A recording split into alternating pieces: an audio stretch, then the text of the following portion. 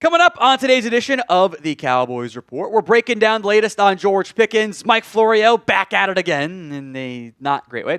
Kenneth Murray versus Logan Wilson conversation here. Some potential coaching staff losses, which I think in general is going to get a little overblown, and some NFL news that impacts the Cowboys. Before we dive into that, we are actually losing the share battle right now. Between the Cowboys Report and Eagles Now, we are a dozen, we could round if we want to, away. Maybe by the time the video goes out, we'll be a dozen away on the share battle between us and Eagles Now, videos only, not shorts or live shows. Help us out. Help us win by sharing today's video on social media. Let's talk George Pickens here. So Mike Florio had what I will only describe as a classic Florio moment. After Jerry Jones, we'll get to his quotes in a second, backed George Pickens publicly, Florio went full Florio and said that was a bad thing for the Cowboys. Here's what Jerry said first. On 105 through the Fan, says Pickens brings everything to the table. He brings enough pluses to the table to frankly live with what's going on, this type of criticism. The criticism in my mind is he a competitor? And when he gets out there, can he come down with the ball? Does he compete when he's out there? A triple plus, which I think he means like yes to all of those. So Florio saw that and wrote, "Congratulations, Jerry. You're successfully painting yourself into a corner that will require $40 million per year in new money to escape. And once that happens, Pickens will have the upper hand in the relationship. Some would question whether he can beat trust with that kind of power. Jones apparently does not." How did we get to that point? That is a classic, wild Mike Florio leap in logic from step A to step D, maybe step Q, and we're skipping all the other ones in between. How does publicly supporting a player who is being criticized mean you are required to pay him $40 million per year? There's no, that's just I picked a number and ran with it. I made him the highest paid receiver because. There's no way Jerry can win with Florio here. Now, the best way to win the game is to actually not play and not do radio interviews, but it's Jerry. We've kind of lost that battle already. If you don't back the player, then people like Florio are writing, Jerry's not going to franchise tag George Pickens. You back the player, and now you're paying him $40 million you're required to. There's nothing required about this, actually. That's just a massive leap in logic that Florio loves to do all the time. And this is the stuff I do not like about Mike Florio. It's the never admitting fault, it's the holier-than-thou crap he always does. He says, oh, we don't traffic in rumors. Yes, you do. You just invented one, actually. This stuff annoys me. So, a little bit more to come on George. Do you want to pay Pickens? Y for yes, N for no. Let me know in the comments section of today's show. Do you want the Cowboys to go pay George Pickens? Florio's throwing out the $40 million figure because that's essentially the highest paid wide receiver right there alongside Jamar Chase. It's Florio doing Florio things. I actually question if there's going to be a team out there willing to give Pickens that amount of money. Not because they aren't desperate for wide receivers, but I actually don't know if he fits every team. He fits in Dallas. I think he and Dak Prescott mesh up very well together. I think Dak can bring out some of the better versions of George Pickens. If he goes to a bad team and chases the money that doesn't have a legitimate, reliable QB, I don't know how that's going to play out. I don't know if Mike Vrabel would like him that much either. I do think there's a good thing in Dallas. I think Pickens is aware of that. At minimum, in the end, the league-wide expectation is the Cowboys will at least tag George Pickens. That's going to be about $28 million on the franchise tag. Can still work out a long-term deal. Will the Cowboys do their usual nonsense when it comes to contracts? Probably, but I think that's the minimum outcome here. Some news that kind of broke during our live show today. Jake Ferguson was downgraded to a DNP on Thursday with a calf injury, and that puts his status very much in doubt. I had said on Wednesday's show, I'm not overly worried if you have a limited on Wednesday. That normally means you're going to play unless the injury happened that day, in which case all bets are off. And, well, when you go from limited to DNP, that almost always means the injury happened to practice yesterday. So he was on the courts today doing rehab stuff. Calves can be scary because that's how it becomes an Achilles if you're not careful with it. So his status is a massive question mark right now. I would not be surprised if Ferguson cannot go against the Vikings, which would mean more Luke Schoonmaker, more Brevin Spann-Ford, and probably a game day call-up for Princeton Fant as well. Let's go to Kenneth Murray / Logan Wilson here. Brian Schottenheimer keeps backing Kenneth Murray, but Jerry Jones did not on 105.3 The Fan, and we're now into who's right, owner Jerry and coach Jerry or the actual coach. Here's what Jerry said when asked about it. I am sure you will see more of Logan than you might have seen the other day. That's Nashville. This is Logan's 4th game coming up. It's actually his 5th, by the way. Main thing is that we do have some alternatives. We can do some things that will give him some better keys. But the big thing is he, Kenneth Murray, has some competition there, and that's as much as you can ask for to correct something at this time of the year.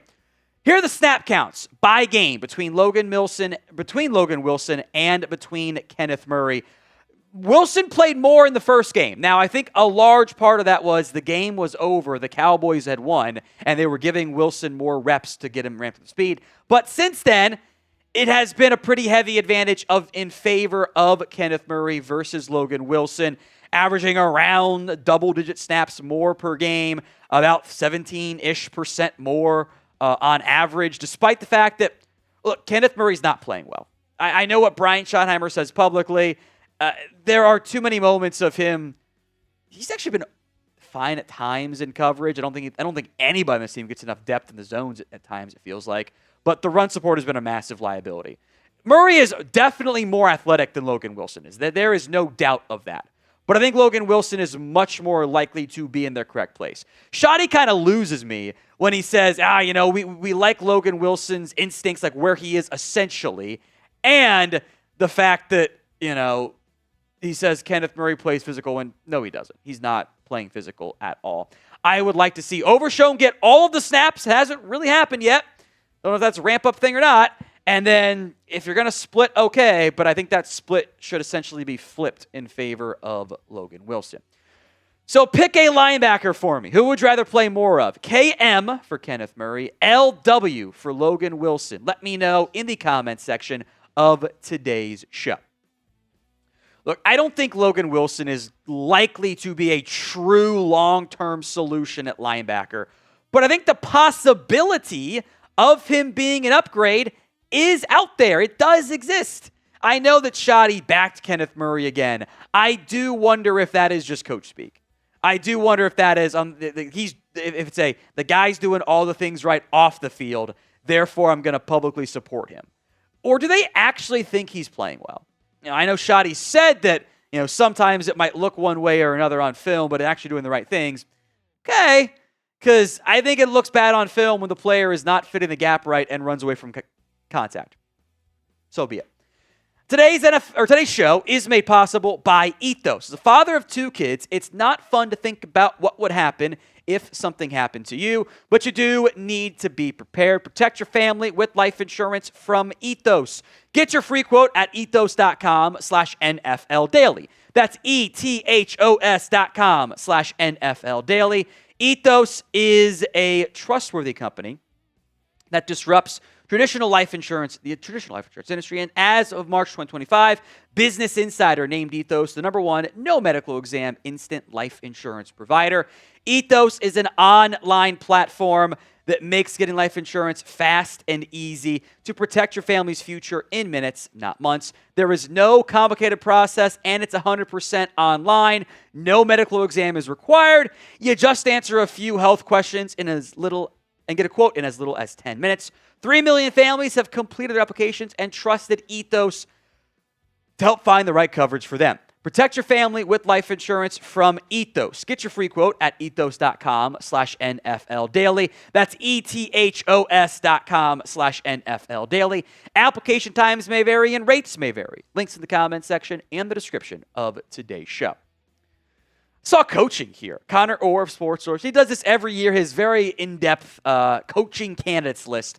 Nearly 100 different names for head coach and coordinator roles. That's offense and defense, which means, essentially, if every team were to change head coaches, not including their own, and coordinators, there would be all new coaches. There's too many names on this list. I appreciate it. It's in-depth. It's expansive. It's exhaustive. They're not all going to get hired, and a good amount of them won't even get interviews. But it is worth mentioning who might be on the radar for other Cowboys teams, even though your current head coach wasn't on this list last year. First up, he listed Clayton Adams further down the list a little bit as a head coach candidate, which I'm not terribly surprised by. I do think Adams is further down overall. Here's what Orr wrote. Adams, one of the headliners of a growing group of coordinators or soon-to-be coordinators who have risen past the normal hard-ceilinged world of offensive line coaching into contention for big-time play-calling coordinator jobs. Here's the issue. That ceiling still exists. I do really like the job that Clayton Adams has done this year for the Cowboys as a non-play caller. So he hasn't actually risen into the big-time play-calling job yet because he's not the play caller.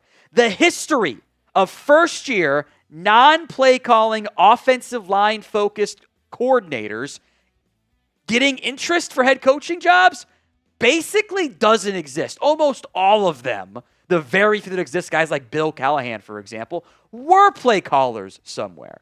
So I like the job that Clayton Adams has done. If I were a team like the Giants, I would interview him because it would help me get some insight into the Cowboys organization. I think that stuff has interest, but I'm not overly concerned about him losing or leaving Dallas after just one season. But what do you guys think? What is your concern level over Clayton Adams leaving the Dallas Cowboys? 1 to 10 is your scale. Let me know in the comments section of today's show. Let's talk coordinator candidates here. First up is Aaron Whitecotton, the defensive line coach, and then quarterbacks coach Steve Shimko. Of note, Aden Dirty was that got on this list last year and got the DC job in Seattle. Here's on Aaron Whitecotton. I think you can make a very real argument he is the top defensive coach on the Cowboys staff right now. He's been really good. I think he does a very good job overall. And I think there is the possibility he gets interviews for jobs at the DC spot. That wouldn't be terribly shocking to me, although I'm not convinced he'd be a high-end top option for most teams. The one I would keep an eye on is Robert Saleh, because they were on staff together with the Jets, so there is that built-in natural connection. Let's go to Steve Shimko, who has been on staff since 2024 when it was McCarthy as the head coach, but he's always kind of been more of a shoddy guy. He was with Schottenheimer in Seattle, so I think that connection is very much worth remembering.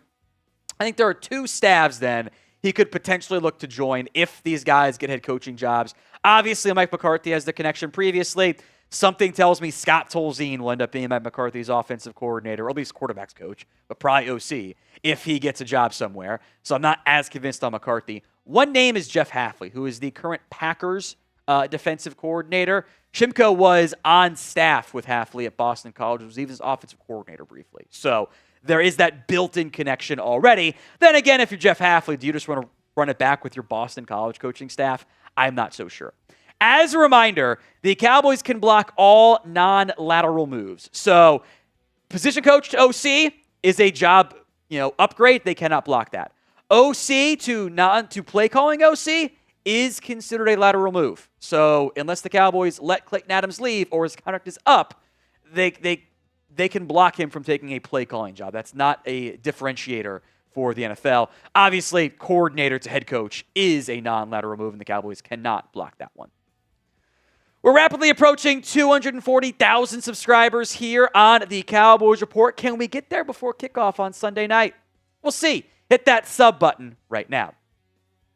One more bit of NFL news I want to get into here. The Raiders are set to start Kenny Pickett against the Eagles this week. Geno Smith doesn't appear to be 100%. Sounds like it's going to end up being Pickett, who has a chance to do the funniest thing ever against his old team and actually look competent for once. I don't really think that's going to be a very likely outcome for the Raiders. Kenny Pickett has just not been very good.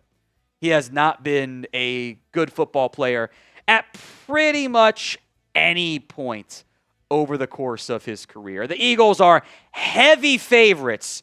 They are 11.5-point favorites in a game in which the over-under is 38.5. Very much feels like that this is a game the Eagles almost have to win. If they don't, boy, you got a lot of questions about that team, the entire team moving forward. So I don't think this is the one they're going to drop, but I will keep my eye on it out anyway.